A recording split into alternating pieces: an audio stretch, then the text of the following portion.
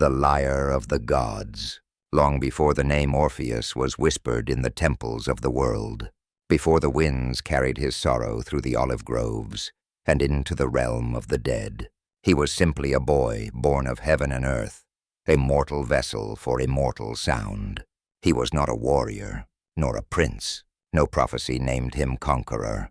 No oracle predicted that the fate of souls would tremble before his song. But there are some powers too subtle for fire, and steel powers that move not mountains, but hearts, not armies, but shadows. Orpheus was born in Thrace, a wild and wooded land where spirits were said to dance between the trees, and nymphs whispered secrets into streams. His mother was Calliope, the muse of epic poetry, the greatest of the 9 divine sisters. It was said that when she spoke, even the stars bent low to listen. His father, some say, was King Eurydice, a mortal of noble blood. Others whisper it was Apollo, the god of light and music himself, who laid the divine chord within the boy's soul. From the moment he could walk, Orpheus reached for rhythm, not with fists, but with fingers. He would tap the sides of clay jars to mimic the beat of birdsong. He would whisper notes to the wind and wait for it to answer. By the time he was 7, he had crafted his first lyre from tortoiseshell and golden strings gifted by the gods. And when he played, the world stopped to listen. The first time Orpheus performed beneath the open sky, the trees leaned in closer, the moon stalled in its ascent. The animals of the forest, fox, fawn, wolf, and owl, gathered without fear and in silence. The very stones beneath his feet hummed as if stirred from an ancient slumber. There was no magic in his music the way mortals understood it. He did not cast spells. He did not chant in forgotten tongue. But still, the air changed when he played. It grew deeper, clearer, filled with memory, longing, and something like truth. His mother Calliope watched from afar, her expression unreadable. She had seen mortals rise and fall. She had guided heroes with her voice. But even she felt something new in her son, something that didn't belong wholly to Olympus or Earth. In time, Orpheus's fame spread, not as a singer of war songs or odes to kings, but as a weaver of the unseen. Sailors claimed his melodies calmed sea storms. Shepherds swore his harmonies made lambs sleep and wolves forget their hunger. When he passed through cities, men and women would fall silent mid-conversation. Lovers paused mid-embrace. Children stopped crying. Even time itself seemed to slow, if only by a breath. And yet, he remained humble. Orpheus did not seek gold, nor titles. He lived simply near the edge of forests, where the roots grew deepest, and the breeze knew his name. His companions were creatures, muses, and song. But there was one thing he had never known: love. It was not that Orpheus was immune to it. He had seen it in the world around him, tender, violent, fleeting. He had heard it in the lullabies of mothers, the laments of widows, the laughter of newlyweds. He had captured it in notes and chords that could twist the hearts of even the gods. But he had never felt it for himself. Perhaps it was because no one dared touch the divine. Or perhaps the gods had decided to withhold it, to let him perfect the art of love in song before ever tasting it in soul. But fate does not ask for readiness. It arrives, often when the heart is least prepared. And so it was that on a morning painted with dew and pale sunlight, as Orpheus wandered through a glade thick with singing cicadas and trembling leaves, he saw her. At first, he thought she was a dream. She moved through the forest, like a breeze made flesh, graceful, light, impossible. Her hair flowed like river currents. Her skin held the warmth of earth after rain. Her eyes, when they met his, were not afraid. And she smiled. Not the smile of a worshipper to a god, not the smile of a fan to a performer, but the smile of a soul recognizing its twin, Eurydice. Her name sounded like a melody he had always known, but never played. She was not a goddess, nor a queen. She was not bathed in divine light. She was mortal, fully and beautifully so. Her hands bore the marks of gathering herbs, her feet the dirt of forest paths. But Orpheus saw her, and for the first time, his music faltered. He had played for kings. He had played for creatures and clouds. But now he wanted only to play for her, not to impress, not to enchant, but to speak, because words, for all their beauty, would never be enough. That evening, beneath a willow whose roots touched the river's edge, Orpheus played for Eurydice. He played not as a god-touched bard, but as a man learning a new language. Every chord was a question. Can you see me? Can you feel what I feel? And every smile she gave was an answer. She came closer. She sat beside him, and as the night deepened, and the stars wheeled quietly overhead, he played until the world itself grew still. They met again the next day, and the next. Days turned to weeks, then to a season, and all the while, their bond deepened not with urgency, but with the certainty of something ancient rediscovered. They walked together beneath trees that whispered their names. They lay beside one another, listening to the sound of leaves falling like gentle rain. And when Orpheus kissed her for the first time, it was not thunder or fire that followed, only stillness, as if even the gods dared not speak. Those who lived nearby began to notice. Children swore the wind now carried two voices when the lyre sang. Old women claimed they saw vines bloom faster where the couple had walked. The world, always attuned to love, responded. Even the gods listened. And among them, not all smiled. For not every god likes to be reminded that mortals can touch something divine without ever stepping onto Olympus. Some envied, others simply watched, curious to see what the threads of fate would weave. But Orpheus and Eurydice did not know. They were in a world of their own, a quiet flame, lit in the shadows of myth, destined to burn brilliantly and tragically, because the music had only just begun. And in the halls of the underworld, something stirred, a glance across the garden.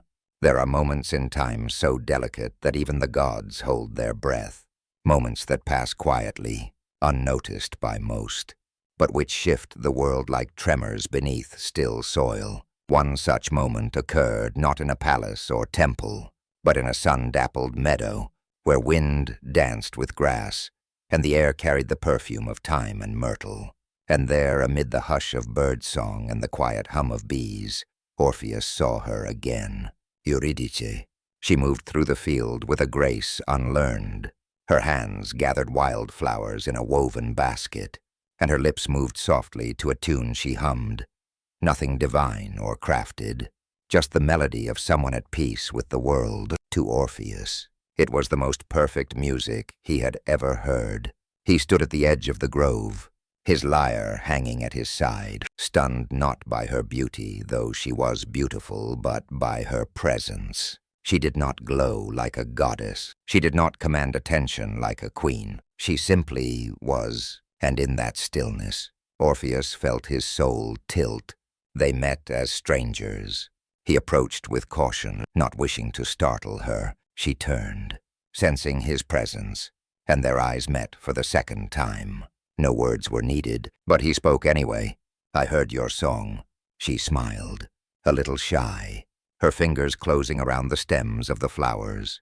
"It wasn't much of a song. It was," he replied, "the first song not born from my fingers that has stayed in my chest." She laughed, a light, pure sound that made the nearby olive branches sway as if in agreement. They walked together, though neither had asked. The paths beneath their feet seemed to form themselves, winding gently through the trees. She showed him where the violets bloomed out of season, where the cicadas sang most clearly. He showed her how to pluck notes from a string that could call rain or still a hawk in mid-flight. In time, they forgot that they had just met. For a love like theirs is not born in introductions or polite conversation. It is remembered, as if the soul, long before birth, had already known this face, this voice, this nearness, and had spent every heartbeat since waiting to return to it. Eurydice, unlike Orpheus, did not belong to song or legend. She was a forest dweller, a dryad's kin in spirit if not in blood. She lived simply, gently, among bees and brambles. She had known love. Perhaps she had known longing, but never like this. She listened to him as he played, her hands curled beneath her chin, her gaze never straying. His music wove her thoughts into dreams, painted images she could not name, and wrapped her in a peace she had never found, even beneath the most silent canopy of leaves. And he began to play differently. Not for crowds, not for nature, but for her. Every song became a whisper of his heart, every note a step closer. Even the lyre itself seemed changed, no longer an instrument of the gods, but of something more sacred, devotion. In the quiet days that followed, they built a world of their own. They would walk beside the river, his melodies twining through the rush of water like silver threads. She would press wildflowers into his journal, naming each one softly, like prayers. They shared stories of the stars, of dreams they remembered from childhood, of fears that only came at night. Sometimes they would sit for hours and say nothing at all. That, too, was love. The people of Thrace began to notice the change in Orpheus. His songs were sweeter, more human. They no longer stirred the skies into weeping or made mountains bow. Instead, they made infants quiet, lovers weep gently, and trees bloom in the middle of winter. His music, once celestial, had found its home in earth and flesh, and Eurydice, though still a mortal woman without crown or shrine, was no longer just a girl of the forest. She was his muse, his anchor, his equal. One evening, under a sky streaked with rose and gold, Orpheus took Eurydice's hand and led her to the riverbank where they had first met.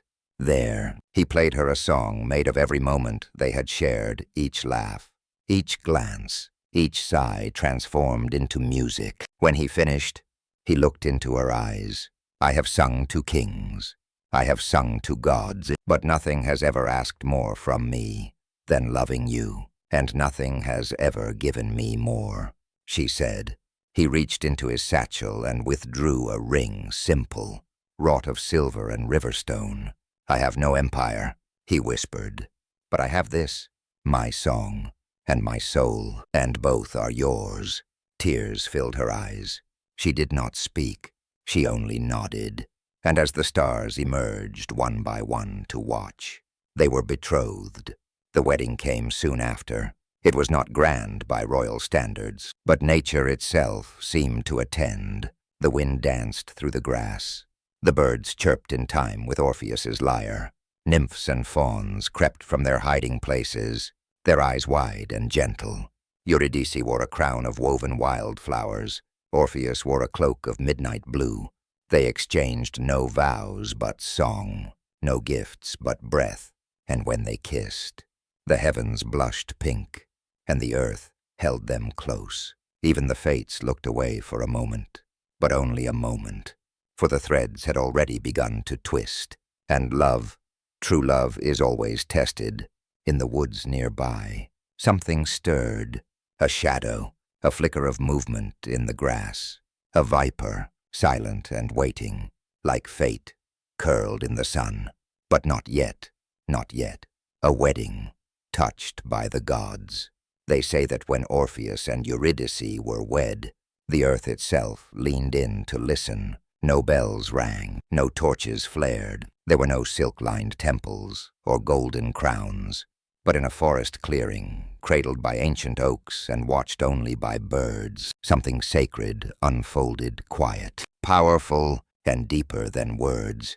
It was not a marriage that sought witness from men. It sought witness from the world itself, and the world answered. The morning of their wedding, the skies opened to a light so soft it seemed painted in place. Dew clung to the petals of every bloom, and a gentle mist hovered over the grass, like a secret not yet spoken. Wildflowers lined the path that led to the clearing, arranged not by human hand, but by nature's own will. The river that had once been a quiet companion now sang a low, harmonious hum, matching the timbre of Orpheus's lyre. The breeze carried no chill, only the perfume of thyme and lavender. And Eurydice, oh, Eurydice, she walked barefoot, clothed in a gown spun from linen, so light it whispered as she moved. A crown of wild rosemary and daisies sat upon her head, and her eyes clear, unafraid, never left Orpheus. He stood beneath the ancient willow tree where they had first spoken. No robe, no jewels, just his lyre across his chest and his soul open to the morning. As she stepped into the clearing, the air stilled. Even the birds quieted their songs. It was as though all the world, every leaf, stone, and breath had paused to honor them. Orpheus began to play, not a song of triumph or conquest, but a melody soft as first light. It rose and fell like a heartbeat, threaded with promises unspoken, and as his fingers danced across the strings, his voice followed, not loud, not formal, but pure. I have walked alone in golden halls where gods would offer me praise, but I found no home in marble stone, nor in the echo of lyres raised. I found it here, in your eyes, in your breath, in your name, carried soft in the wind. Eurydice stepped closer. She answered not with song, but with a vow that lived in her silence. Her presence said everything. I am yours, in this life and whatever lies beyond it. The muses themselves are said to have wept. From the trees came nymphs, glowing faintly with enchantment. Fauns crept close, their hooves soft against moss. Even the dryads in their bark-bound slumber stirred, for this was not just the wedding of two lovers. This was the marriage of music and meaning, of earth and sky, of voice and silence. In Olympus, the gods listened. Apollo, god of music, watched with a smile only a father might wear. Artemis, goddess of wild places, raised her eyes from the hunt to nod in approval of a forest bride. Even Aphrodite, seated among roses, placed a hand upon her heart, stirred not by beauty, but by the quiet, searing truth of love, untainted by possession. As Orpheus and Eurydice joined hands, the sunlight poured through the trees in a beam that touched only them. They kissed not as the end of ceremony, but as the beginning of a vow deeper than words could hold. And the world breathed again. Afterward, there was no feast, no spectacle, only music. Orpheus played until the moon replaced the sun, and Eurydice danced barefoot across the meadow, her laughter folding into the stars. They lay together under the sky, speaking softly of the future of gardens they would grow, of songs yet unwritten, of children with eyes like hers and hearts like his. There was no fear, only hope, only forever. But in stories like these, forever is a fragile thing, and even the gods, it is said, envy mortal joy. In a corner of the woods, in the shade beyond the laughter, a serpent stirred, not large, not monstrous, just a viper, its tongue tasting the air, drawn by warmth and motion. No omen announced its coming, no thunder warned the sky, because fate, like a whisper, does not always arrive with fanfare. It arrives quietly. But that night, all was peace. Orpheus, with his lyre across his chest, held Eurydice as she slept. Her hair splayed across his shoulder like golden thread. He closed his eyes, believing as all lovers do on the first night of forever, that no darkness would ever touch them again. The bite of the viper. The days that followed the wedding were quiet, golden, and filled with small wonders. Orpheus and Eurydice lived not in grandeur, but in grace. Their home was a cottage tucked among the trees, where ivy crept up stone walls and wild thyme bloomed along the windowsill. Mornings were met with music and sunlight, and nights were spent tangled in one another's breath, whispering dreams into the dark. They planted fig trees. They sang to the bees. They made promises not to eternity, but to each passing moment, knowing or perhaps pretending not to know, that the world does not promise happiness without end. One morning, the sun rose gently, touching the meadow in soft gold. Dew glistened like scattered pearls. Eurydice stood by the edge of the field, barefoot, laughing as she spun among the lavender stalks. Orpheus watched her from a distance, his lyre resting across his lap, his fingers idle for once, too entranced to play. And then it happened. No warning, no omen, just a flicker of motion in the grass. A hiss, a bite, a gasp. The viper had struck. It had slithered beneath the flowers, basking in the warmth of the morning light, silent, coiled, forgotten. But when Eurydice's foot brushed too near, it reacted with the swiftness of nature, without malice, without meaning. Its fangs pierced the soft skin above her heel, and the poison, black and ancient, moved quickly through her blood. She staggered. Orpheus was on his feet in an instant, the lyre tumbling to the earth as he ran to her. But even before he reached her, he knew. He saw it in her eyes, the brightness fading, the color draining from her cheeks, like water from cracked stone. "Orpheus," she whispered, her voice a thread. "I'm here," he said, cradling her. "You're safe." But she wasn't. Her breaths came slower. Her body went limp in his arms. And then, nothing. The world stilled. The wind forgot to blow. The birds forgot to sing. Time, it seemed, refused to move forward. Orpheus knelt in the meadow, holding her as if his arms alone could keep her spirit from escaping. He called her name once, twice, 100 times. He pressed his mouth to hers, begging for warmth. He sang softly at first, then with rising desperation, a melody formed not from joy, nor art, but from grief raw and untamed. It rose through the trees like a storm made of sorrow. Even the gods heard it, and still, she did not answer. The villagers found him hours later, still kneeling, still holding her, still singing. They could not approach him, not because of fear, but because of reverence. There was something sacred, something ancient in his mourning, the kind of sorrow that splits open the veil between worlds. They buried Eurydice on a hill that overlooked the forest, a place where the wind always sang and the sun kissed the earth softly. They left flowers. They lit candles. But Orpheus did not return home. Instead, he wandered. Days turned to weeks. He did not eat. He did not sleep.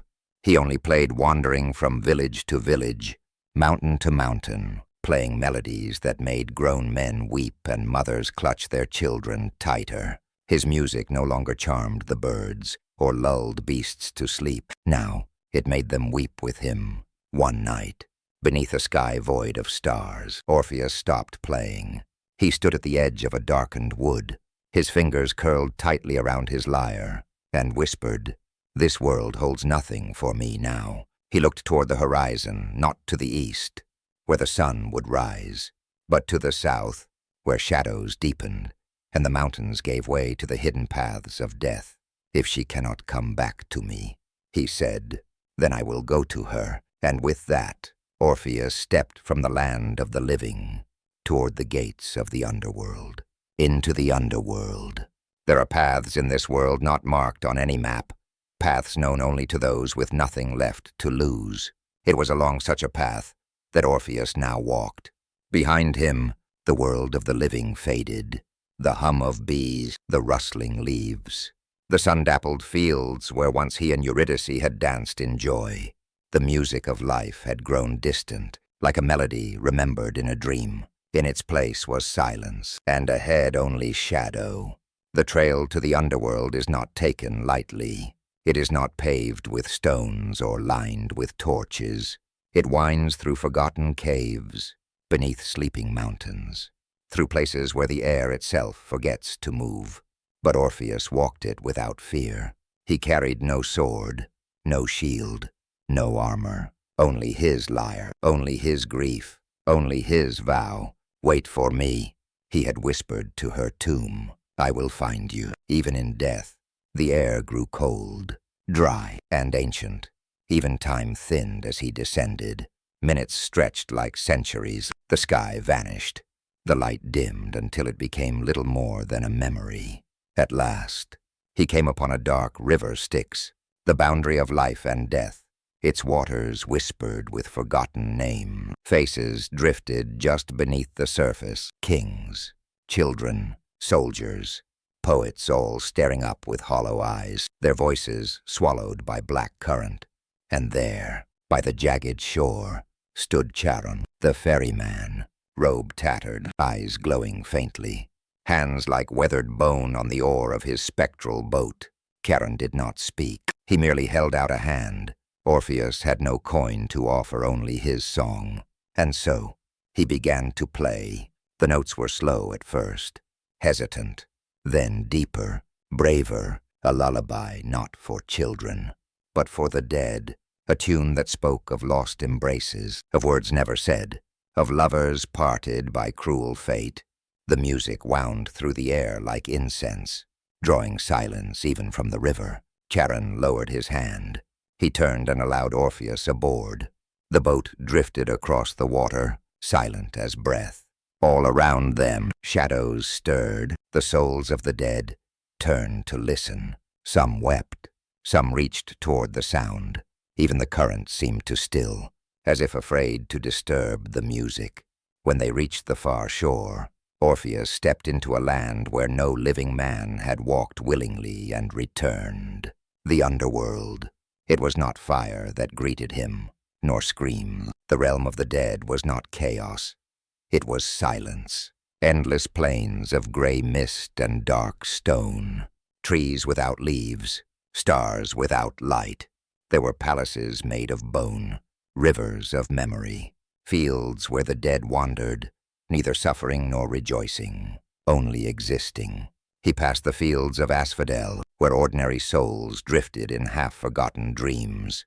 He passed the fields of punishment, where the damned suffered the weight of their choices, writhing in shadows. He dared not look too long, but the deepest trial lay ahead.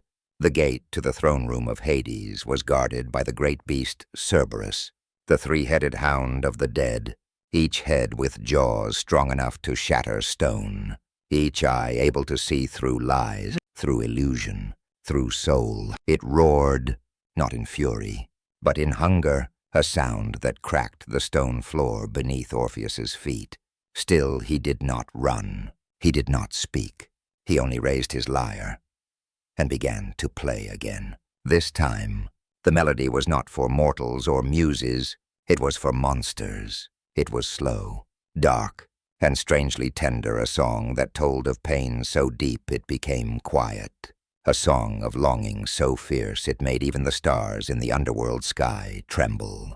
And Cerberus listened, its middle head lowered first, then the left, then the right. The beast lay down, three chests rising and falling in unison. Its eyes closed, its breathing slowed, and Orpheus walked past. At last, he stood before the throne of Hades, king of the dead, and Persephone, his queen of shadow and spring. The hall was vast and cold, lit only by pale flames.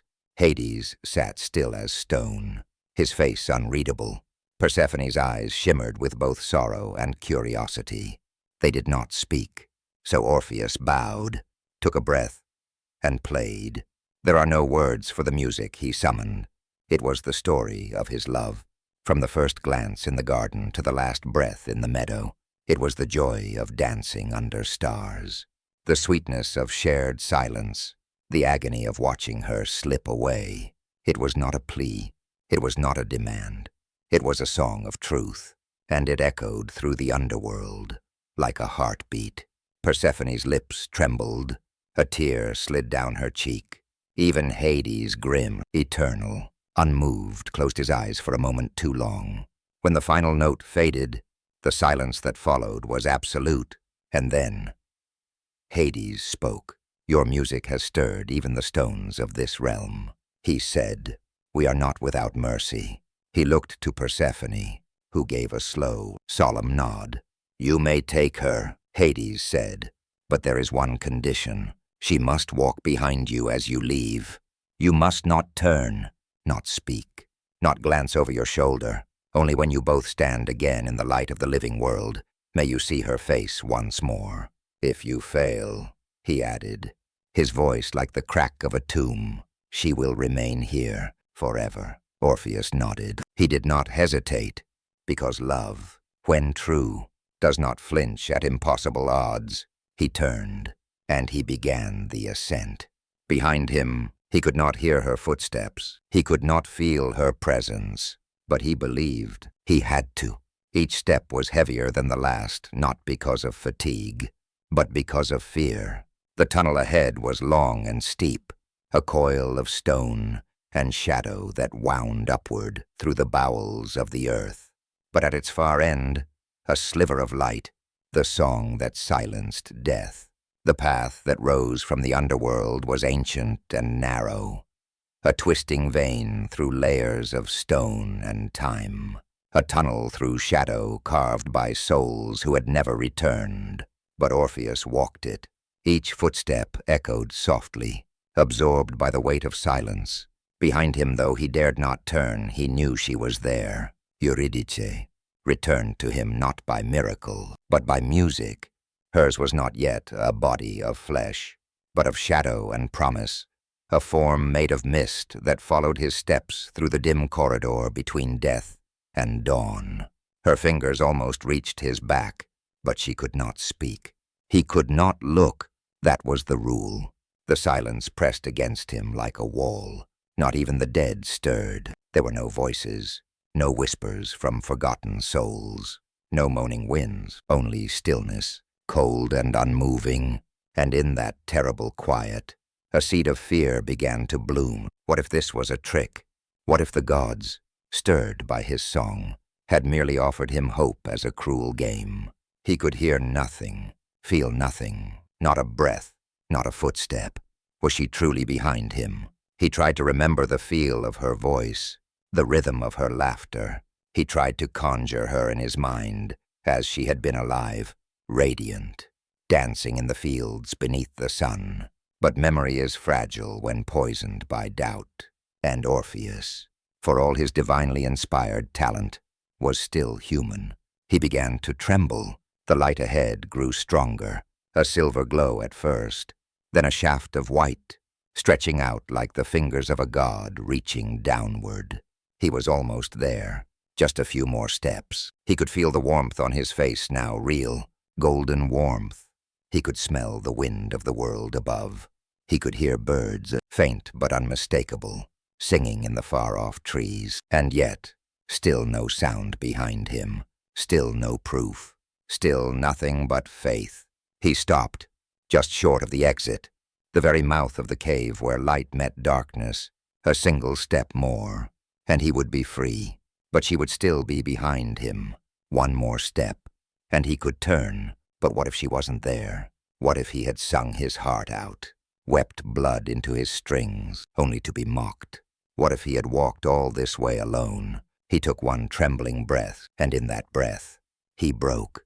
He turned. For a moment, just a moment, he saw her, Eurydice, beautiful even in shadow, her form trailing light like silk, her eyes wide and reaching, her hand outstretched toward him in silent trust. And then she began to fade.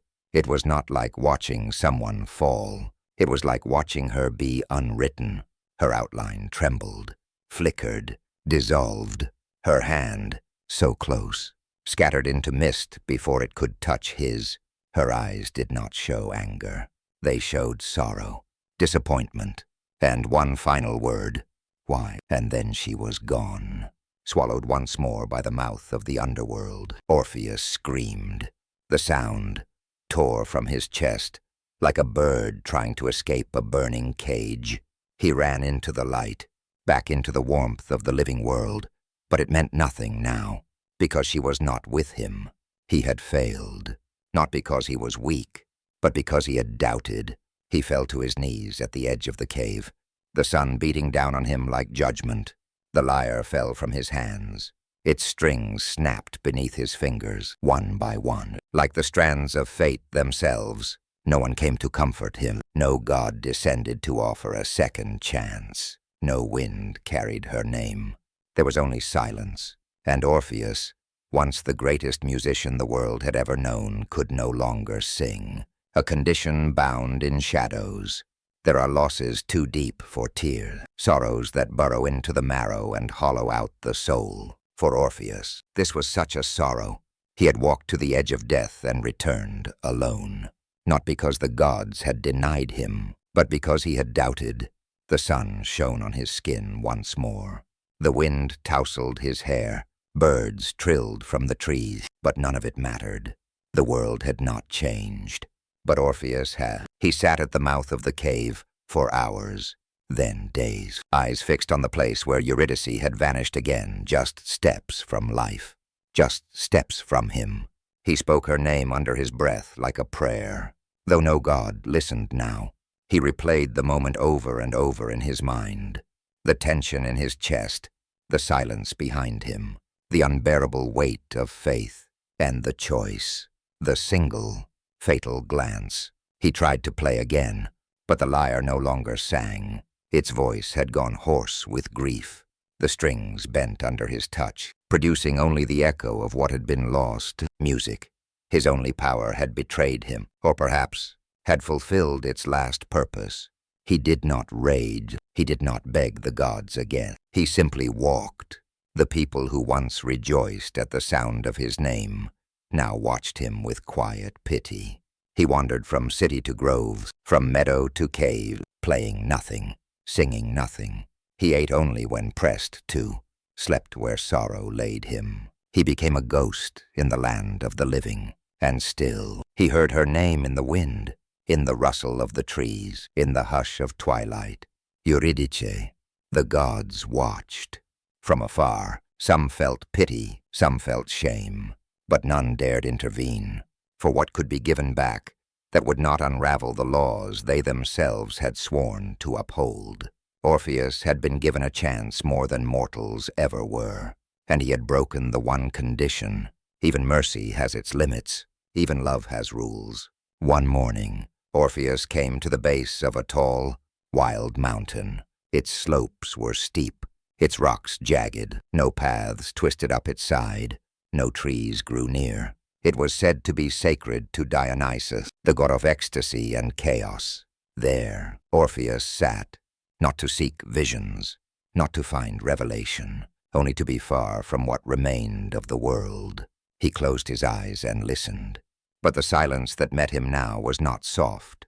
It was heavy, the kind that follows a question with no answer. Some say he tried to return to the underworld, that he sang again at the gates, that he begged Charon, Cerberus, even Hades himself, but the gates did not open. Once lost by doubt, a soul may not be reclaimed, even by song. And so Orpheus faded, not in body, but in spirit. He spoke to no one. He looked at no one. He became a husk of mourning, of memory, of music no longer sung. He wore her name like a chain, not of iron, but of absence. In the twilight of one long, voiceless day, he sat atop a hill, staring into nothing, and in the stillness, he whispered, not to the heavens, but to the earth. I was given a condition, and I failed it. I could walk the dark. I could face the gods, but I could not silence my doubt. He touched his lyre one last time. The strings broke beneath his hand, and the world around him remained unchanged, only quieter, the ascent of silence. He had once made the gods weep. He had once bent rivers to his will, coaxed trees to sway, lulled beasts to sleep with only the brush of his fingers upon strings. But now, Orpheus was silent, not merely in voice, in soul. He wandered the forests of Thrace like a shadow caught between worlds, seen but not present, felt but never truly there. Where once he brought song, now he brought stillness. His fame had not left him, but he had left it, and the people whispered, "That is Orpheus, who went to the underworld. That is the man who failed, love with a glance. That is the one who no longer sings. They begged him to play again. They offered feasts, gold, temples in his name. He said nothing. Children followed him, hoping for even one note. He gave them only silence. Even the animals, who once gathered at his feet to listen, now passed him by. He was no longer a bard. He was a monument to loss. The seasons turned. Leaves fell. Snow came. Spring returned, but not for him. Each day, he walked farther into the wilderness, as if trying to find a place where the weight of her absence would no longer follow. He visited the hill where she had died, sitting among the flowers with fingers pressed to the soil, as if waiting for a heartbeat that would never rise. He visited her grave, though it was empty now, marked only by the memory of a song cut short, and then he climbed. There was a mountain known to few high, wild, and untouched by road or village. Its peak pierced the clouds. Its base was tangled in bramble. The locals called it the Mourner's Climb. It was there that Orpheus vanished from the eyes of men. They say he climbed it barefoot, wrapped only in a simple cloak, the broken lyre still slung across his back, not to play, but to remember. Each step was slow, not from age, but from knowing there was nothing left at the top but sky. At the summit, he found no visions, no gods waiting with second chances, only wind, only stars, only silence. He stood there for hours, perhaps days, his eyes scanning the horizon, as if he could somehow see beyond the veil, past the river Styx, back to the shadowed paths where she still walked. And finally, he spoke, not to anyone around him, but to her. "You are still behind me, in every step, in every silence. I know that now. I should never have looked back." And in that confession, something shifted, not in the world, but in him. Not peace, but acceptance. For the first time, he played again, one final melody, soft, gentle, not a song of love or sorrow or longing, but a goodbye. The wind carried it down the mountainside like a breath released. No one heard it, and yet everyone felt it. Some say that in that moment, the spirits of the forest emerged from bark and root, their eyes full of tears, their steps slow and reverent. Others say the gods looked down, not with thunder, but with silence awed that a mortal could walk the full arc of grief and still rise to his feet. And some, quietly, believe Eurydice heard it, deep in the underworld, and smiled. The final turn. He had walked through fire without flame. He had descended into the realm of death with nothing but music. He had returned with love, trailing behind him like a breath, only to lose it again in the blink of an eye. Now, Orpheus stood on the edge of endings. The mountain wind brushed against his face. His fingers hovered near the strings of his lyre, but no notes came. His eyes were open, but fixed somewhere far beyond the sky. He was in the world, but no longer of it. And the world, sensing this, began to retreat from him. The people of Thrace saw him less and less. Some believed he had become a spirit. Others said he had joined the stars. But those who had heard his last, wordless melody knew he had not vanished. He had simply let go. Orpheus did not speak to mortals anymore.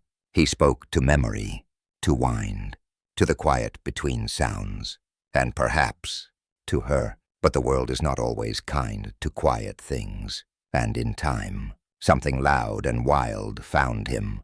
There were women in the hills, followers of Dionysus, god of wine, frenzy, and madness. They were called Maenads, and they danced with blood on their feet and laughter in their teeth.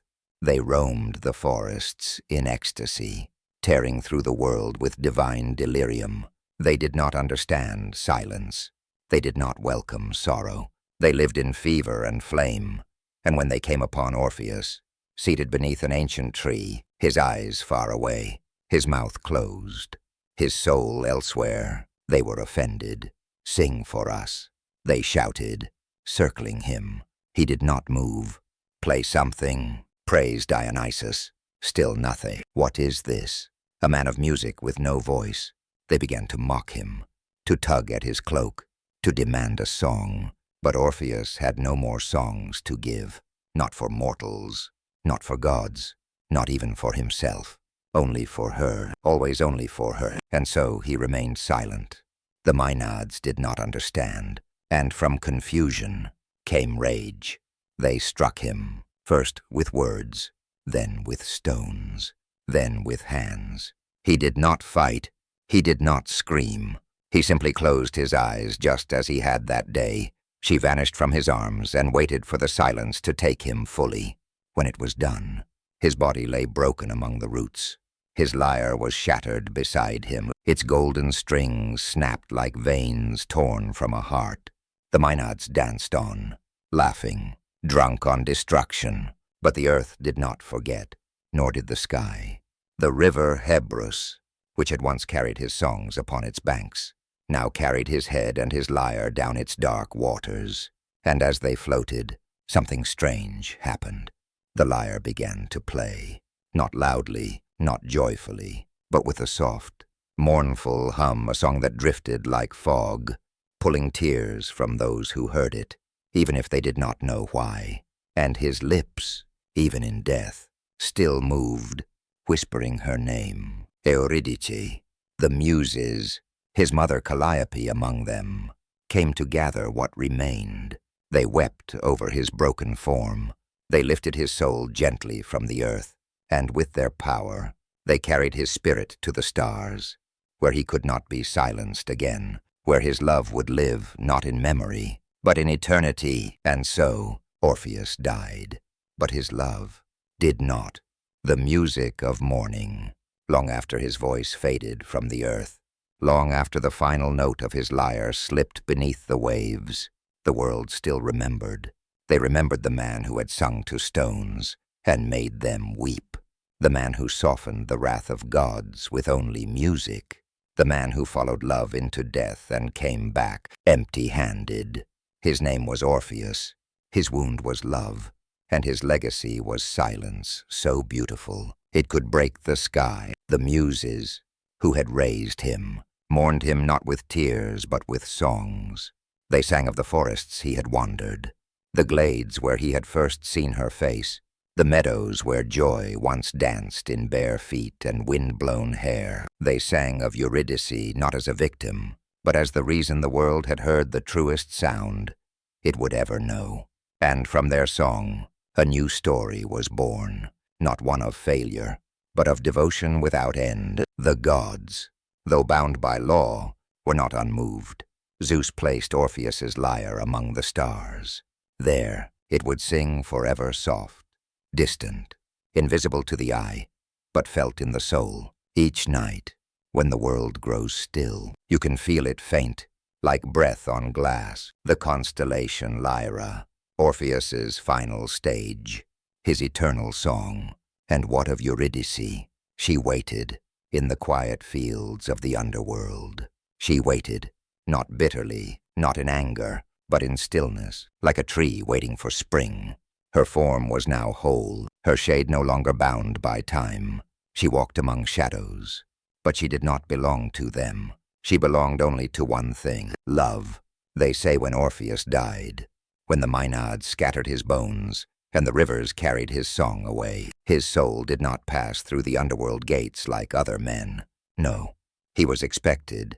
When he stepped once more into the land of the dead, the torches flared, and the wind held its breath. Cerberus bowed his head, the river Styx stilled, and at the edge of the fields of Elysium, beneath a willow that had once wept with him above, Eurydice was waiting. She smiled. He did not need to speak, and this time he did not turn away. They embraced. No gods interrupted, no shadows crept between them, and together they walked forward, not out of the underworld, but through it, past memory, beyond myth, into the only thing that remains when music and silence become one. Eternity, Orpheus and Eurydice, one soul, two names, one story, endlessly sung, forever mourned, forever loved. The curse of the house of Thebes. Before Oedipus ever opened his eyes to the light of the world, before Thebes trembled beneath the weight of plague and prophecy, Before kings fell and mothers wept, the darkness had already been cast. It began, not with a sword or a lie, but with a curse ancient, silent, and patient. Thebes, the shining jewel of Boeotia, stood proud among the cities of Greece. Its gates, guarded by statues of gods, shimmered in the golden light of Apollo, but deep beneath the polished stones and temple hymns, a secret rotted, one that began with its king. Laius, ruler of Thebes, sat on a throne, built by ancestors and prophecies. He was a man of sharp mind and wary heart. Though he wore the crown with dignity, he bore no joy, for Laius carried the weight of guilt, not born of blood spilled in war, but of something darker and forbidden. Years earlier, in his youth, Laius had committed a terrible act. During his exile in the court of King Pelops, he defied hospitality and trust. He abducted Chrysippus, the son of his host, and fled with him. What transpired thereafter, whether seduction or force, was whispered in disgust across kingdoms. For such defilement of sacred guest rites was no mere crime. It was a sin against the gods, and the gods do not forget. From Olympus, unseen, but ever watching, they laid a curse upon Laius, that his bloodline would destroy itself, that from his own seed would rise a horror to devour him. But Laius, returning to Thebes and reclaiming his throne, believed time and distance could cleanse the past. He married Jocasta, a princess of royal line, and together they ruled the city with poise. Years passed. The curse remained silent, until Jocasta conceived. When the queen's belly began to swell, Laius, once joyful, became troubled. A coldness settled over him. And in secret, he traveled to the oracle at Delphi, the mouthpiece of Apollo, where the gods whispered truth through smoke and fire. The Pythia, possessed by the god, received him in a trance. Her eyes rolled white, her voice a hollow song. You shall have a son. He shall spill your blood. He shall take your wife. Your house shall fall. Your name shall rot beneath the stones of Thebes. Laius left Delphi pale as ash. When Jocasta gave birth, a boy with golden skin and a cry like thunder, Laius did not rejoice. He gave the infant no name, no blessing, only shackles. At night, under the shroud of silence, he summoned a loyal servant, a shepherd, old and grizzled, trusted for his silence. Take the child, Laius commanded, to the high slopes of Mount Kithaeron. Leave him there to die. No blade, no blood. Let the cold and the beasts do what must be done. But he is your son, the shepherd whispered. He is my end, Laius answered. He took a leather strap, tied it tight around the baby's ankles, piercing the tender skin. The flesh swelled, bruised forever, marking the child, a wound the gods would use as a signature. The shepherd took the boy in his arms, wrapped him in cloth, and rode out beneath a moonless sky. The child slept, unaware of the fate laid upon him at the edge of the mountain. The shepherd stood for a long time. Snow drifted gently. Owls watched from the trees. The wind whispered like a lullaby, and the child, stirred eyes fluttering open, tiny fingers curling around the shepherd's thumb.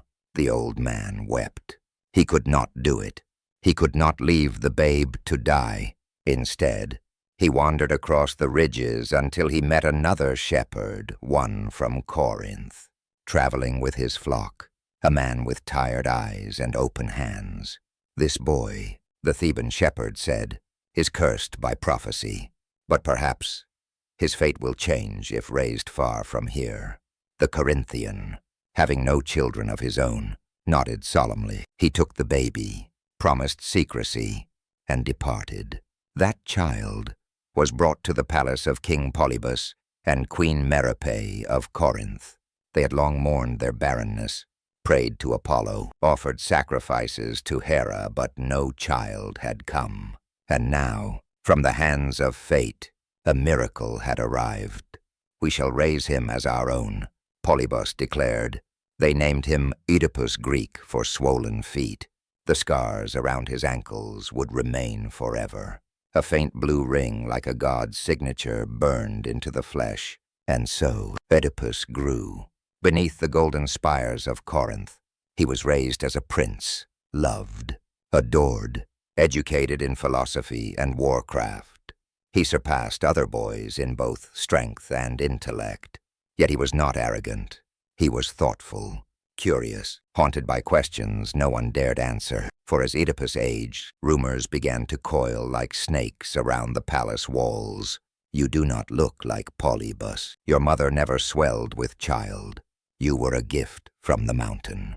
The whispers dug into him. One day, at a banquet, a drunk noble spat the words like poison. You are not their son. Oedipus froze. The laughter of the hall became distant. His hands trembled. He left the feast in silence and went to the one place no lie could follow, Delphi. The oracle sat in a temple, wreathed in mist and laurel, her body shaking with divine ecstasy. Oedipus, now a man grown, knelt before her. I must know. He said, Who am I? The god answered, but not in the way he hoped. You shall kill your father. You shall lie with your mother. Your children shall be cursed, for they shall be your blood and your sin. Oedipus staggered back, eyes wide. No, he fled the temple, heart hammering. Dust clung to his tunic. Sweat stung his eyes. But one thought screamed above all. I must not return to Corinth. If Polybus and Merope were truly his parents, he would avoid the prophecy by never seeing them again. He would flee, vanish, outrun fate. So he turned not west but east, toward Thebes, toward the very city of his birth, toward destiny. He traveled alone through the mountain passes, unaware that with every step he walked deeper into the jaws of the prophecy. On the road near Daulis, he came to a narrow crossroads. There, a chariot blocked the path, its horses adorned in royal braids, its driver impatient and proud. A voice barked, Move aside. Boy, Oedipus stood firm. I walk where I choose. Make way yourself. The driver cracked his whip. A servant shoved Oedipus, and something inside him snapped. Fury ignited a fire born not of pride, but of the god's whisper in his blood. The struggle was brief, but violent. Oedipus struck the servant down. The old man in the chariot leapt forward, dagger drawn. Steel flashed, blood sprayed. When it ended, 5 men lay dead. The last to fall was the old man, his cloak royal purple, his hands ringed with symbols of Thebes. Oedipus did not know it yet, but he had just killed his father. He left their bodies for the crows and moved on, never looking back. He thought himself victorious in resisting fate, but fate had not been resisted. It had only begun. Oedipus and the shadow of prophecy. The sun rose over the ridges of central Greece, casting long, blood-red rays across the road to Thebes. Each step Oedipus took carried the echo of the past, though he heard only silence. His cloak was stained with the dust of the crossroads. His hands, though clean, trembled faintly, still remembering the violence from days before. He did not know that the man he struck down in a moment of pride and rage was his own father, King Laius of Thebes. He did not know the servant who fled the scene in terror would carry that tale back to Thebes, whispering of masked bandits and fallen royalty. And Oedipus, believing he had escaped destiny, was walking directly into its jaws. Thebes, a city of sorrow, though its gates stood high and its temples glimmered. Thebes now labored under a terrible shadow. Not long after the death of King Laius, a monstrous creature had descended upon the land, the Sphinx, born of chaos, daughter of Echidna and Typhon. This creature was neither beast nor woman, but something worse, a cruel fusion of lion's body, eagle's wings, and a face cold with intellect. She perched on the rocks outside the city, her eyes gleaming with malice, her riddles steeped in ruin. Each day, she halted travelers and demanded an answer to a single deadly puzzle. What walks on 4 legs in the morning, 2 legs at noon, and 3 legs in the evening? Those who answered wrong died, their bones piled like monuments beneath her perch. No one knew how to fight her. No blade could touch her. No spell could unbind her. Thebes was paralyzed. Trade ceased. Farmers fled. The gates were closed. And hope withered. When Oedipus arrived at the city's outer walls, he found them sealed. Guards stood on the ramparts, hollow-eyed and silent. A herald's voice called down, "Stranger, turn back. Thebes is not open to wanderers. I am not a wanderer." Oedipus replied, "I seek only to help. There is no help here, only riddles and death." Oedipus raised his head, "Then I will face it." The gates opened, creaking like bones. Thebes' high priests brought Oedipus to the temple square, where the elders now governed in Laius's absence. His death, they said, had thrown the city into disarray. His body was never recovered. The queen, Jocasta, remained in mourning, refusing all suitors. The throne sat empty, shadowed by the Sphinx's curse. When Oedipus asked to face the beast, the people laughed bitterly. "You are not the first to try," one said, "but I will be the last." Oedipus answered. The next morning, as the sun rose pale behind cloud, Oedipus climbed the cragged hill where the Sphinx waited. She watched him approach, her lion's tail flicking lazily, her wings folded like a judgment. "You are brave," she hissed, "or stupid." "Perhaps both," Oedipus said. "Give me your riddle." The Sphinx's eyes gleamed. She spoke, her voice like cracked marble. "What walks on 4 legs in the morning, 2 legs at noon, and 3 legs in the evening?" Oedipus did not blink. He answered at once. "Man. As an infant, he crawls on all 4s. As an adult, he walks upright on 2. And in old age, he leans upon a cane." The Sphinx froze.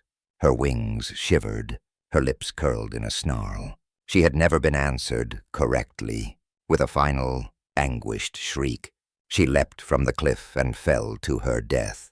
Thebes erupted in celebration. The gates were opened, flowers thrown, songs sung in every street. Oedipus was hailed not only as a savior, but as a man of divine intellect. The priests declared that the gods had sent him. The elders offered him anything he desired. He asked for nothing except peace. But the city had other plans. By custom, the man who rid Thebes of its curse would be offered the hand of the widowed queen, Jocasta. She stood tall despite her grief, her beauty not dulled by sorrow. She looked upon Oedipus with wonder, this stranger who had saved her people, silenced the Sphinx, and brought order where the gods had left silence. She did not know, he did not know, but the gods did. They were married beneath the temple of Apollo, garlanded with olive and myrtle. The people rejoiced. Laughter returned to the markets. Trade resumed. Thebes breathed again, and in time, Oedipus and Jocasta had 4 children, 2 sons, 2 daughters, a family, a kingdom, a future. All seemed perfect, but perfection is the mask fate wears before it strikes. For years, Thebes knew peace. Oedipus ruled wisely, fairly. He judged disputes with clarity. He walked among the people as one of them. The old remembered his name. The young were named after him. And yet, in the quiet hours of night, Oedipus sometimes stood alone on the palace balcony and looked toward the mountains. He could not forget the prophecy. He had fled Corinth to escape his fate, to avoid killing his father or marrying his mother. He had succeeded, hadn't he? He had, hadn't he? The past remained buried. But the ground beneath his feet was shifting, and one day the earth itself began to shake.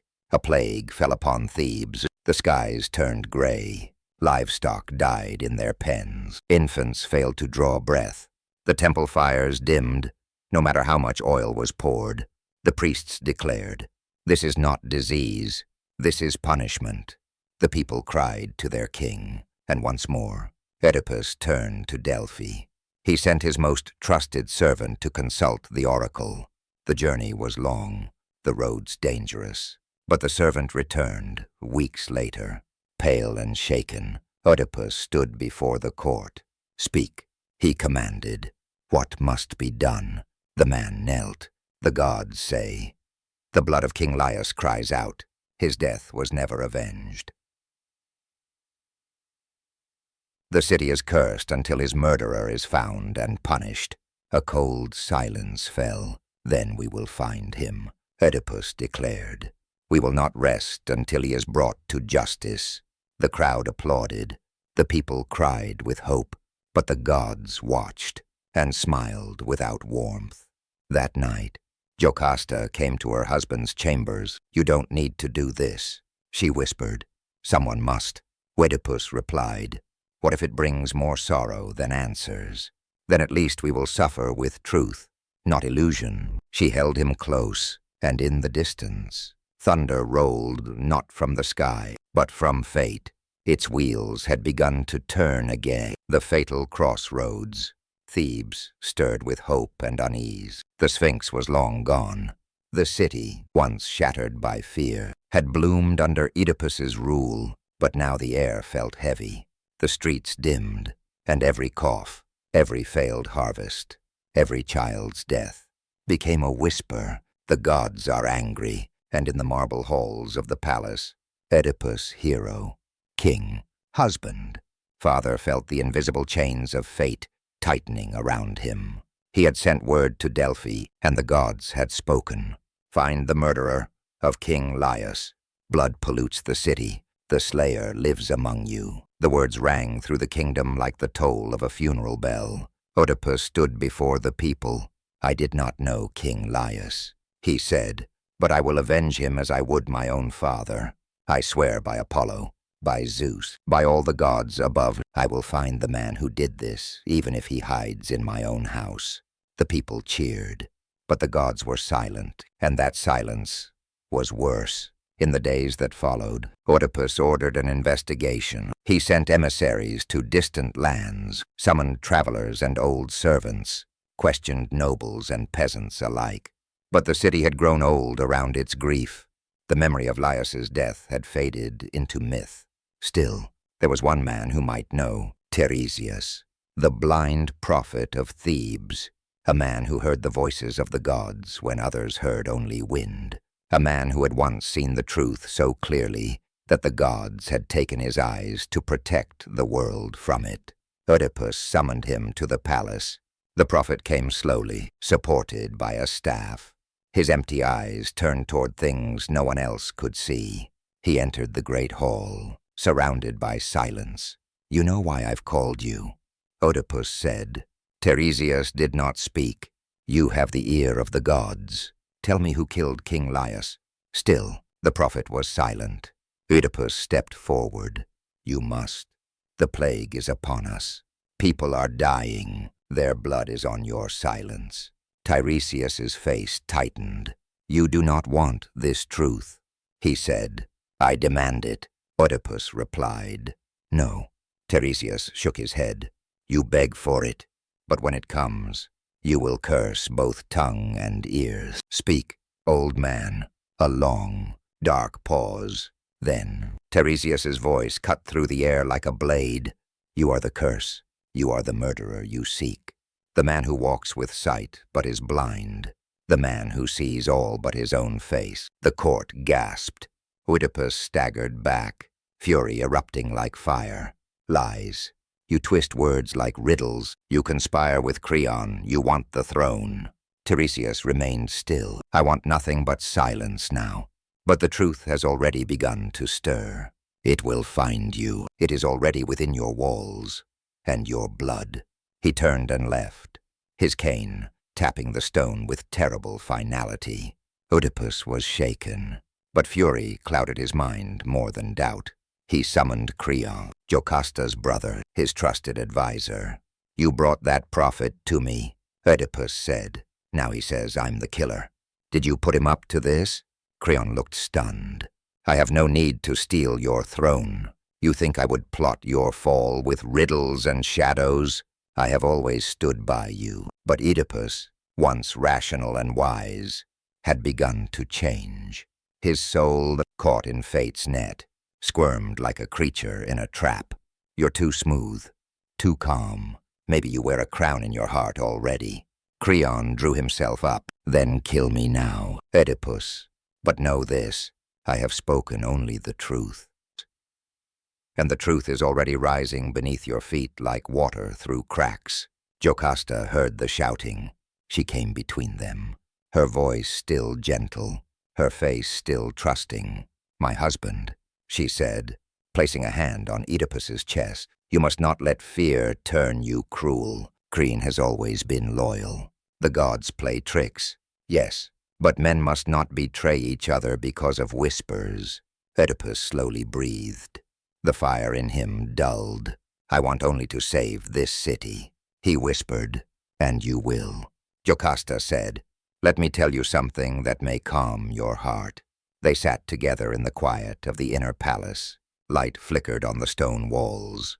Jocasta spoke.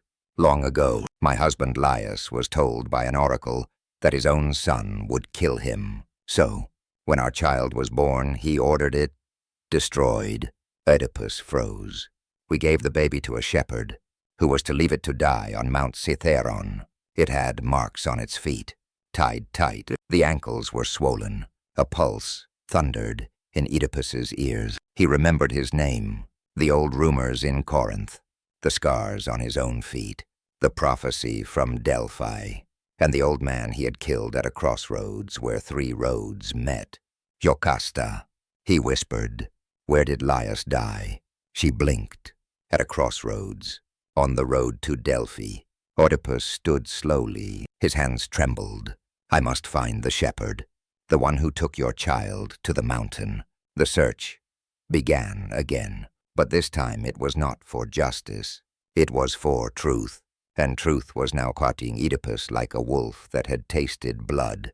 Meanwhile, a messenger arrived from Corinth. Oedipus met him at the gates, hoping for a distraction. I bring news, the man said. King Polybus is dead. Oedipus staggered back. He is dead. Yes, the man said. You are now king of Corinth. You must return. But Oedipus did not rejoice. His face was a mask of storm and thought. He is dead, Oedipus said softly. So I could not have killed him. Perhaps the prophecy is broken. The messenger smiled. Then let me tell you something else to lift your spirit. You were never his son. Oedipus froze. The messenger laughed gently. He had no child. You were given to him by a shepherd. Your feet were bound, but you were beautiful. So the king took you as his own. The world tilted beneath Oedipus's feet. The shepherd, the child with swollen ankles. The mountain, Jocasta, Laius, the man he killed at the crossroads. Everything was falling into place. Everything was becoming clear. And now, only one man remained to confirm the truth. The old shepherd who had once taken a baby to a mountain and gave him instead to a stranger. He had been found, and he was on his way. Oedipus waited in silence, but in his heart, he already knew the riddle of the blood. Night fell over Thebes, thick and unwelcoming. The stars above blinked in silence, as though they too feared to watch what would unfold below. In the great hall of the palace, the torches burned low, casting long shadows across the cold marble. The air was heavy with a tension that words could not break. Oedipus sat alone in the throne chamber, elbows on his knees, head in his hands. The pieces of the puzzle were coming together too quickly, too clearly. Jocasta's story of her lost son, the prophecy of Delphi, the stranger he killed at the crossroads, the messenger from Corinth. And now, the last piece, the shepherd. He had been brought to the palace under guard, the same old man who had once taken a baby with swollen feet to die on Mount Cithaeron, and instead handed the child to a Corinthian herdsman. The baby had survived. The prophecy had survived, and it had grown into the man now seated before him. The doors creaked open. The shepherd entered slowly, bent with age, leaning on a crooked staff. His eyes darted around the room, then fixed on the king. Oedipus rose. "You were in Laius's service." The old man nodded. "Years ago, a child was born to Laius and Jocasta. You were ordered to kill it." The shepherd's mouth twitched. He said nothing. "You tied its feet, left it on the mountain." Still silence. "Did you do it?" The shepherd lowered his eyes. His voice was barely a whisper. "No, my king." Oedipus stepped closer. "What did you do?" "I gave the boy to another shepherd," the old man said. "A man from Corinth. He said the king and queen there had no child. He would take the boy far from Thebes." Oedipus's breath caught in his throat. "What did the child look like?" "Newborn," the man whispered. "But his ankles, they were raw and swollen. I had bound them tight, as ordered." Oedipus reached down and slowly, with trembling hands, lifted the hem of his robe. There, beneath the fabric, scarred and faint but unmistakable, were 2 rings of old wounds. The shepherd looked and wept. The truth struck like lightning. He was that child. He was the son of Laius and Jocasta. He was the killer of his own father, the husband of his own mother, the father of his own siblings. The prophecy had not been avoided. It had been fulfilled perfectly, completely, horribly. Oedipus fell back, the world spinning around him. He clawed at his head, as if trying to rip the thoughts from his skull. The audience chamber rang with silence, heavy and endless, and then a scream. Not his, Jocasta's. A servant ran into the room, eyes wild. The queen. She locked herself in her chamber. Oedipus ran through the halls like a man possessed. His feet barely touched the ground as he passed columns and statues, each one now seeming to mock him. He reached her chamber door. It was sealed. He pounded his fists against the wood. "Jocasta, open the door." No answer. He threw his shoulder against the door once, twice, and on the third, it broke. Inside, the air was cold. Curtains flapped in the breeze from an open window. The queen's body hung in the center of the room, her veil torn, her neck twisted in silence, her life ended by her own hand.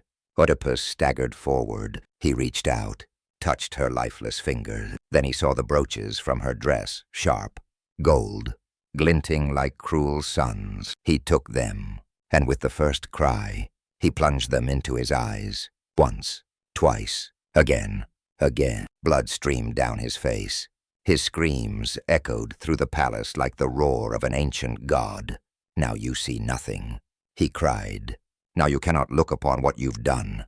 Blind, like your soul." Servants and guards burst in, but none dared approach him. He fell to his knees, hands red, eyes empty, truth complete. Later, as the healers tended to him, and the priests wept in their corners, Oedipus called for Creon, Jocasta's brother, his uncle, his brother-in-law and brother. "Take the throne," Oedipus said, blindfolded in linen. "I am no king." Creon hesitated. "The people still love you. They should hate me." "No," Creon said. "You were not evil, only cursed. Then let me go." Oedipus whispered, "Banish me, cast me from the city I polluted." And so it was. The next morning, at sunrise, Oedipus walked through the gates of Thebes for the final time. His eyes were gone, his crown was gone, his wife was gone, but his truth remained. The people fell silent as he passed. Children clung to mothers, elders wept. Oedipus walked slowly, leaning on a staff, led by a single servant. His 4 children, Antigone, Ismene, Eteocles, and Polynices, watched him leave. He touched their hands, once each. "My daughters, my sons, you were born of love and horror, but do not carry my shame. Walk a different path." Then he turned toward the wilderness, and was gone. In Delphi, the oracle had once spoken, "You shall kill your father. You shall lie with your mother." What she had not said was this, and one day your story shall live forever, not as a warning, but as a mirror. The exile of Oedipus. Ashes and ashes. He left Thebes at sunrise, not in triumph, not in chains, but in silence. A blind man wrapped in simple cloth, staff in hand, led gently by the daughter who still dared to walk beside him, Antigone, his light in the dark. Behind him, the gates of Thebes closed with a final groan. No crowds cried out, no horns of farewell, only the low murmurs of citizens who had once hailed him as savior, now watching the man who had unknowingly fulfilled the darkest prophecy the gods had ever uttered. Oedipus walked forward away from the city he had saved, ruled and cursed. The road to nowhere is long. The earth changed as he walked. Golden Theban roads gave way to dry dust and jagged stone. The birds no longer sang. Even the trees leaned away from him, as if nature itself feared what clung to his soul. He did not weep. He had no tears left, only the memory of eyes once full of truth and pride, now hollowed by guilt and stained with the blood of his own hand. Beside him, Antigone walked silently. She never asked for stories. She never flinched at his scars. She offered no words of false comfort, only presence. And in that presence, Oedipus found the last flicker of peace he could claim.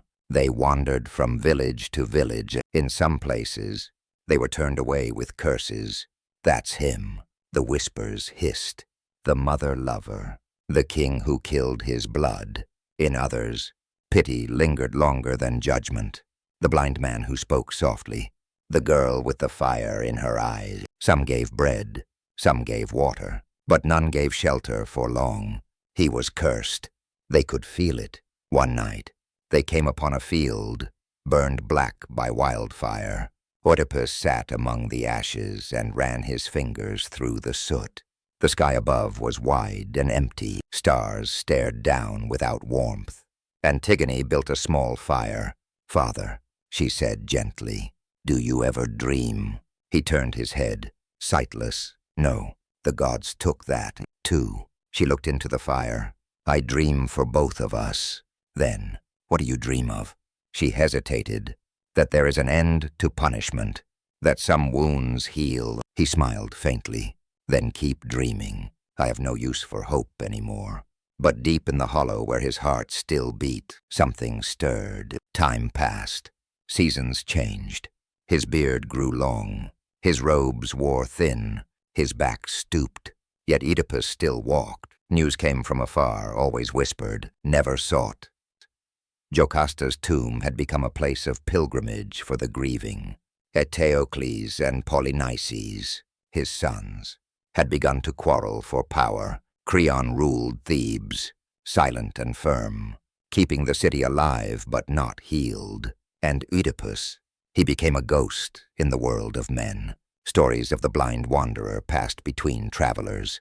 Some called him a prophet, others a curse. Few believed he was the same king who once solved the riddle of the Sphinx. But the gods remembered, and they were not yet finished with him. One evening, as storm clouds rolled low, Oedipus and Antigone came upon a grove of tall cypress trees, quiet, untouched by the road. At the edge stood an old man in black robes. His hair was silver, his eyes sharp. "You've come far." "Oedipus of Thebes," the man said. "I go where the earth allows me." Oedipus answered. "This land is sacred," the man said. "It belongs to the Eumenides, the kindly ones, the Furies." Oedipus turned his blind face toward the voice. "Then perhaps I have found the right place. I have fury enough in me to match their own." The man stepped forward. "This is Colonus, just outside Athens." Oedipus froze.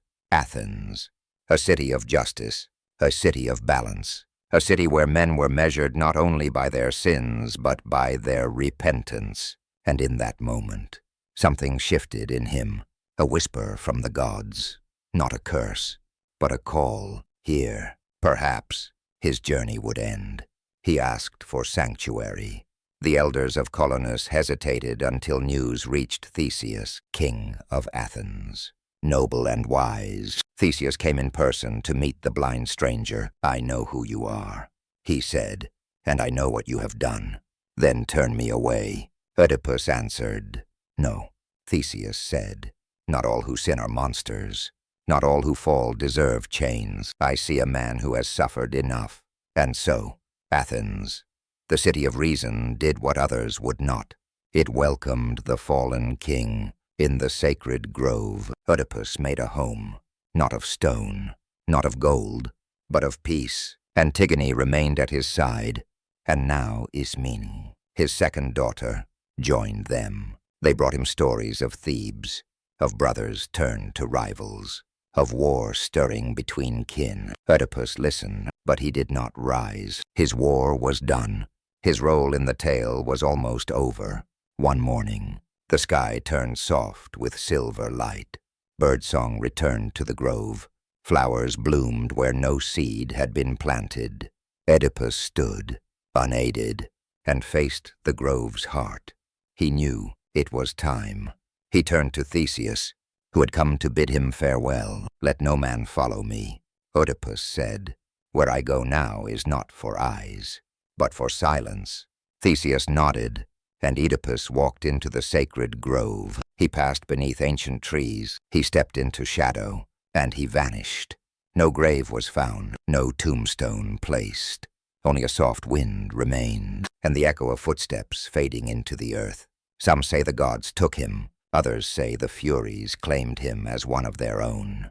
But in Athens, and later across all Greece, it was said, "Here lies the man who suffered more than any man, and yet never turned cruel. The man whom the gods broke, and yet who walked until the very end.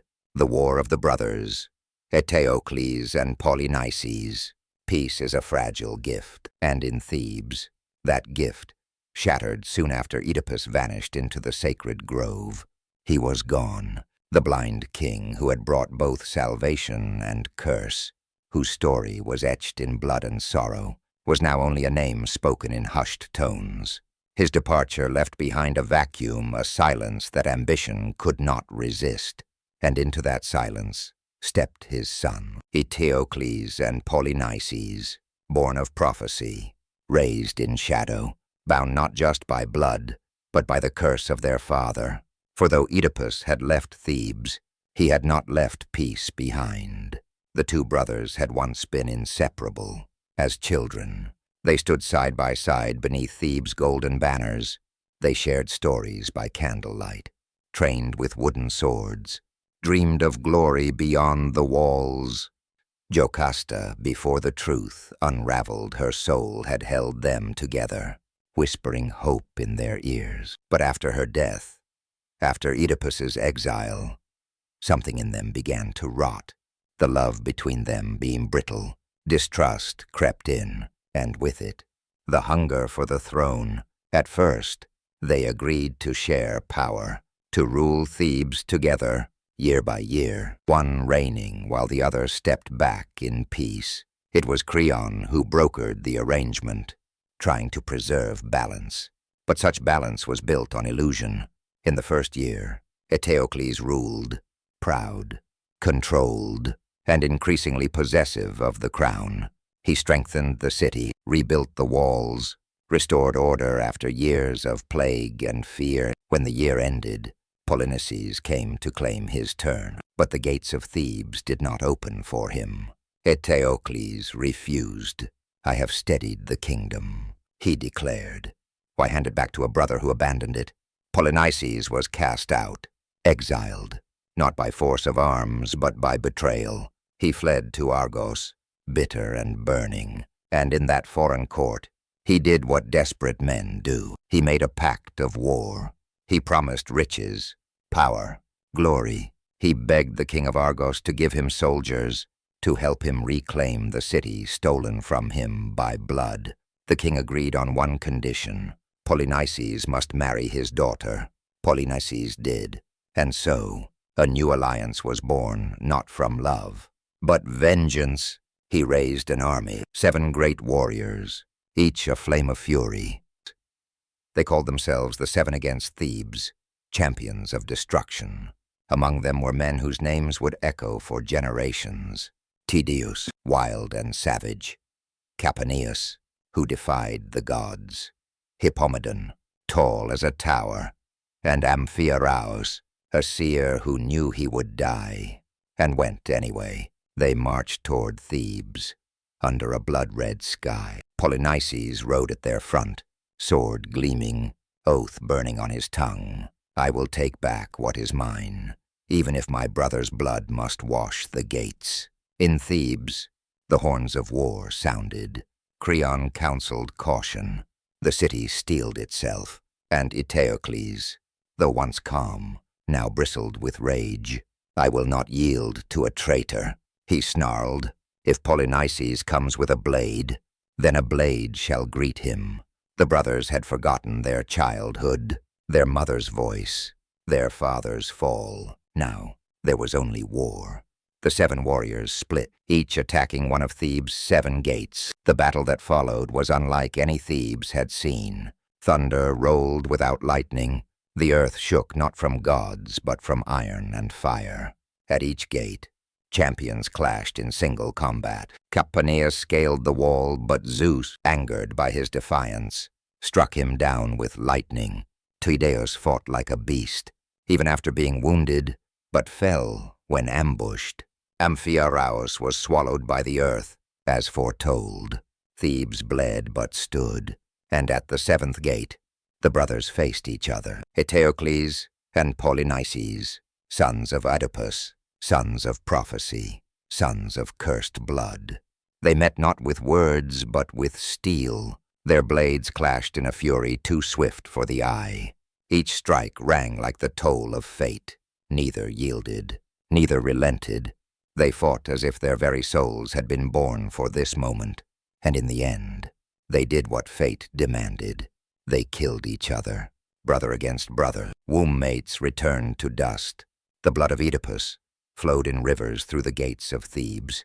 When the battle ended, the people emerged to find both princes lying cold, weapons still in hand. The sky above them darkened, though no clouds gathered, and somewhere far from the battlefield, in the sacred grove of Colonus, a blind old man may have lifted his head and felt the curse complete itself. Thebes had survived, but victory brought no joy. The city buried its dead in silence. Statues were not raised, songs were not sung. Only silence remained, broken only by the bitter words of Creon, who now held the crown, and his first decree would spark yet another tragedy, for he declared that Eteocles, who had defended Thebes, would be honored, but Polynices, the exile and invader, would be denied burial. His body was to rot outside the gates, torn by dogs and birds, and with that law, the gods stirred again, for no man, not even a king, can deny the dead their rest, and Antigone, the daughter of Oedipus, the soul of his sorrow, would soon rise to defy that law. Antigone's defiance, a daughter's oath.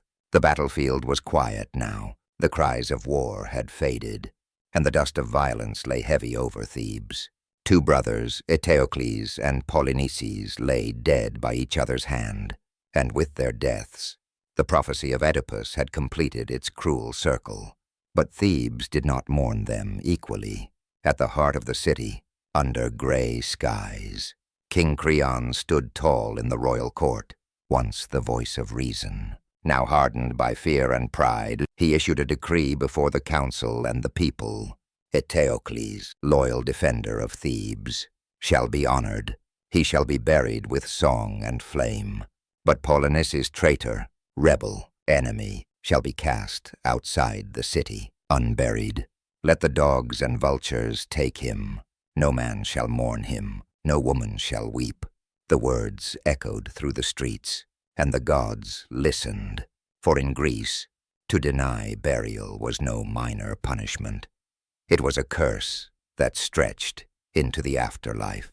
A soul unburied wandered the darkness, unable to cross the river Styx. It was not justice, it was obliteration.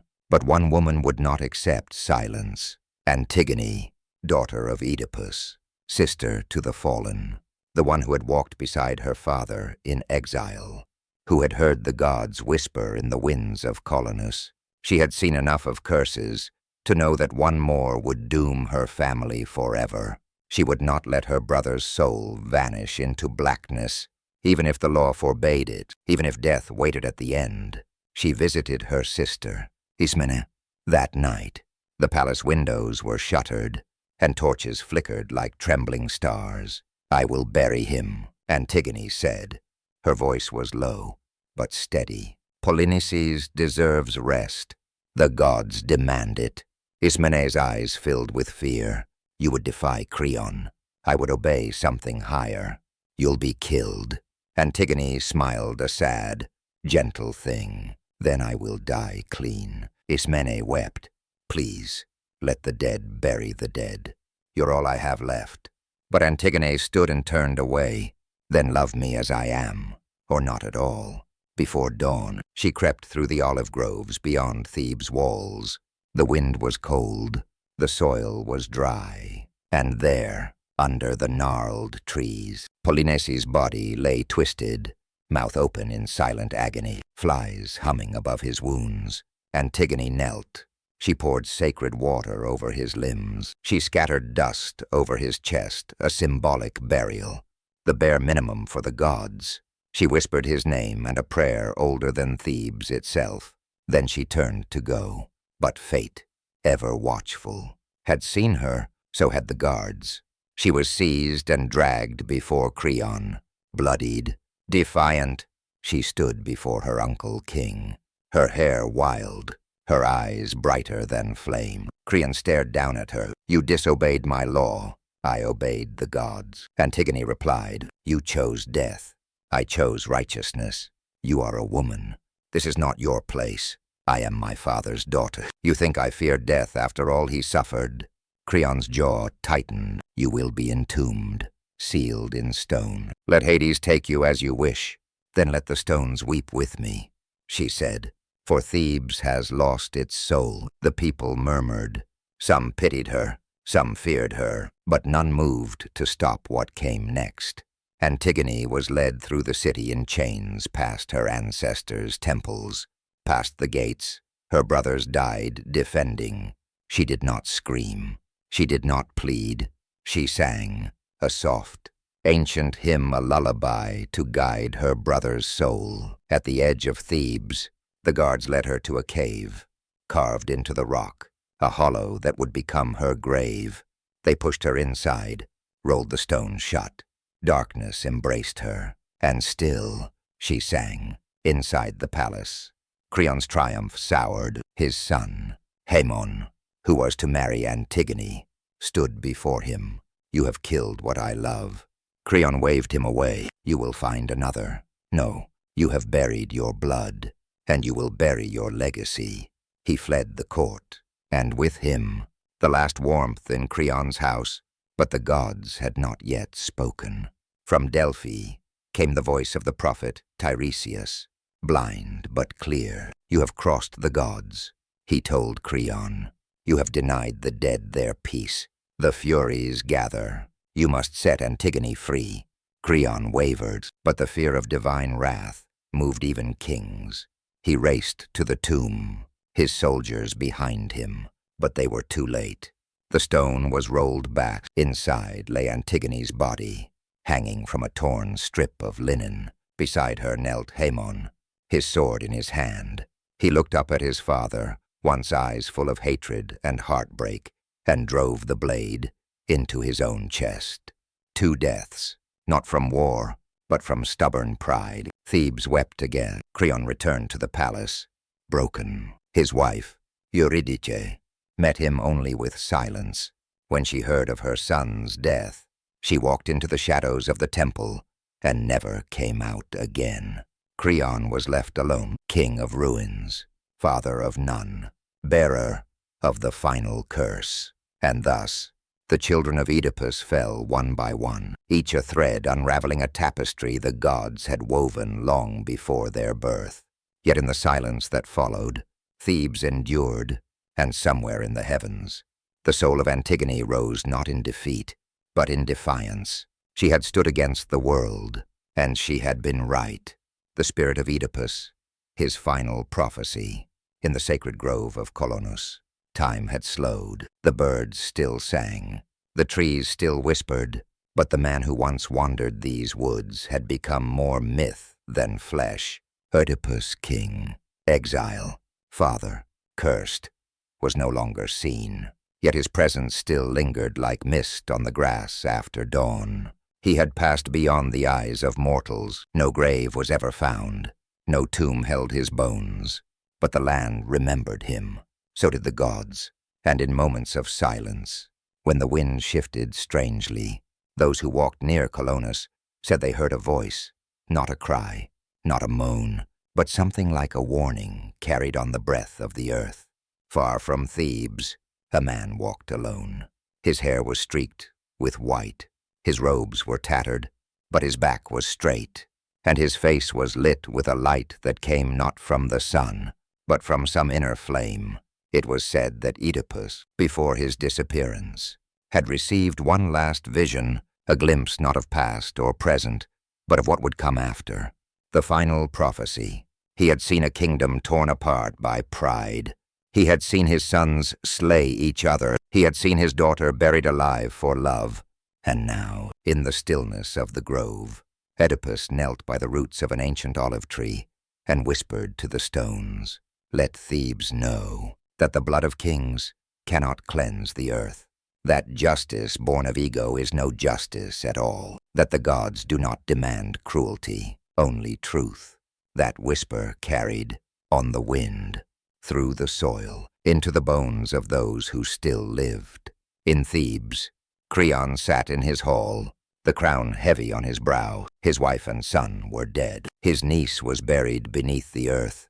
His city mourned not from war, but from moral rot. And at night, he dreamed of Oedipus, blind, bleeding, still walking. But now, in the dream, Oedipus wore no pain, only judgment. "You held the law above the gods," the phantom said, "and now they weigh your soul." Creon would awaken drenched in sweat, haunted by those words. He tried to rule justly thereafter, but his kingdom had turned cold to him. His people obeyed, but no longer loved. He had become what Oedipus once was, a man haunted by prophecy, crushed beneath the weight of his own choices. Far away, in Athens, stories of Oedipus grew into legend. They said his final resting place was holy, hidden, protected by the Furies themselves. No one could defile it, and no one could find it, unless they were meant to.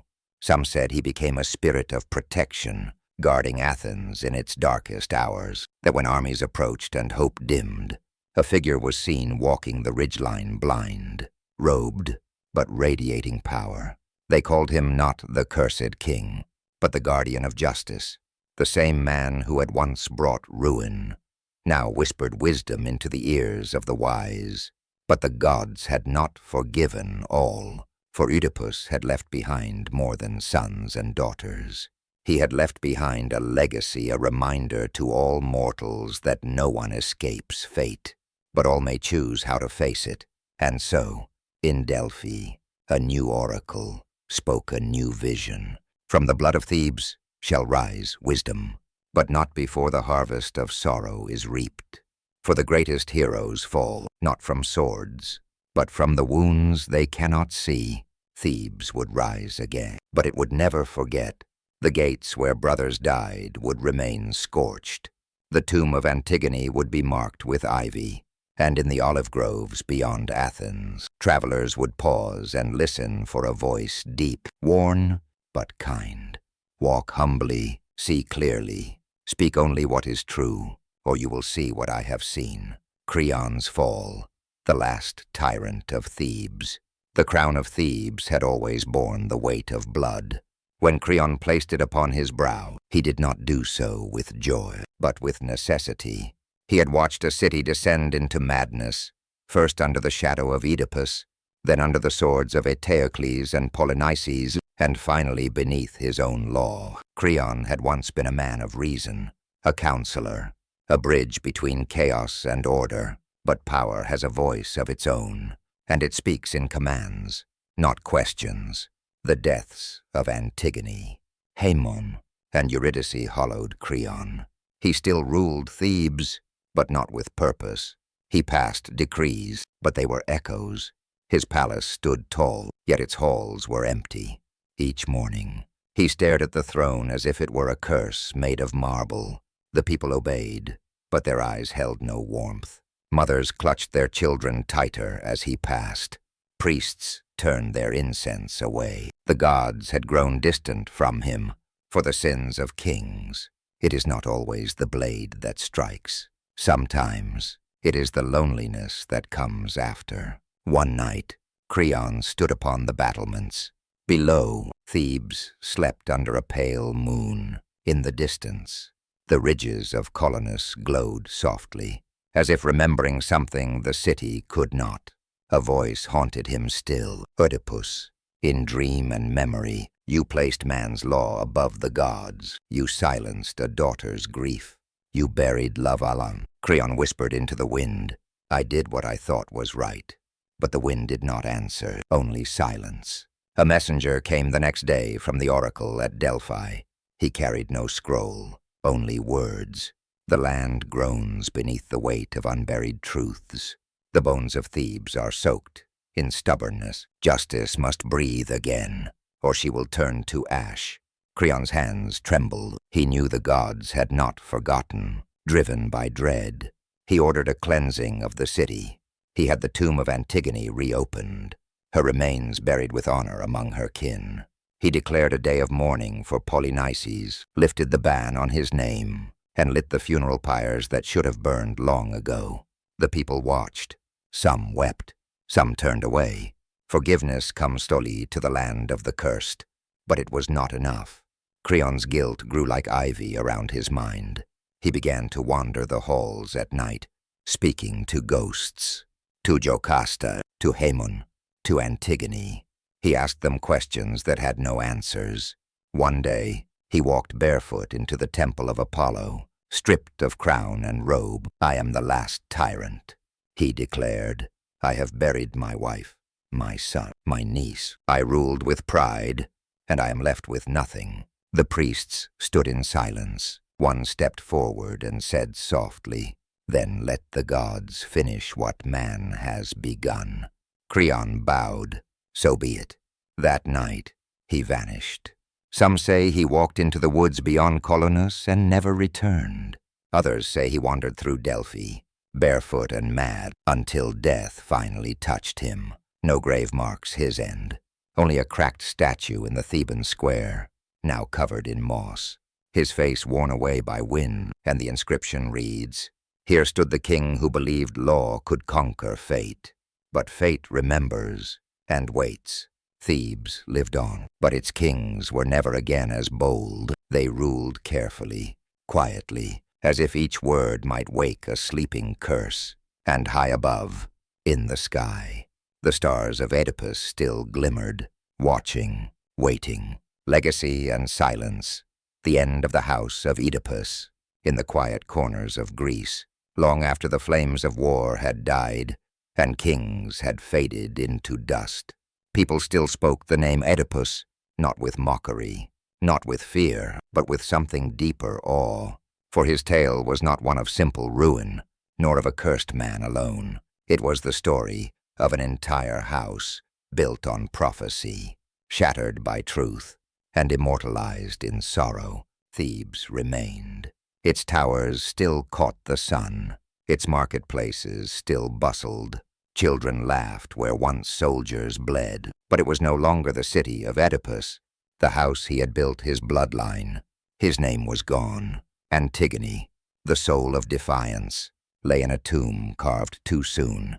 Ismene, her gentler sister, withdrew into silence and prayer. Eteocles and Polynices, the brothers, were buried beneath the same soil, but their spirits would never rest side by side. And Creon, the last ruler tied to their fate, vanished without a word, a ghost swallowed by the very silence he once enforced. The house of Labdacus, Oedipus's ancestral line, had ended, not with a sword, but with the slow extinguishing of names and voices. A dynasty turned to echo, but legends do not die as mortals do. In Delphi, the Pythia sometimes trembled and murmured fragments of his name. In Athens, priests told stories of the old man who vanished in the grove, and how the gods themselves had lifted him beyond the mortal world. And in Thebes, every child learned the riddle of the Sphinx, not just as a puzzle, but as a warning. What walks on 4 legs in the morning, 2 legs at noon, and 3 in the evening? The answer was man. Yes, but to those who remembered the truth, the riddle meant more. It was the riddle of life, of rise and fall, of youth and pride, of blindness and wisdom bought too late. Sometimes, when the wind howls through the old palace stones, they say you can hear footsteps, not heavy like a king's, soft, measured, the walk of a blind man who once saw too much. And so the house of Oedipus passed into shadow, but it did not vanish. Its lessons remain in the hearts of rulers, in the warnings of prophets, in the pages of poets. For the story of Oedipus was never only about gods or fate. It was about man, his flaws, his choices, his relentless search for truth, even when that truth destroys him. In the end, the story asks only this: when you stand at your own crossroads, will you walk blindly, or dare to face the mirror of who you truly are? Thus ends the tale of Oedipus, the tragic king, cursed by prophecy, forged by suffering, and remembered by time.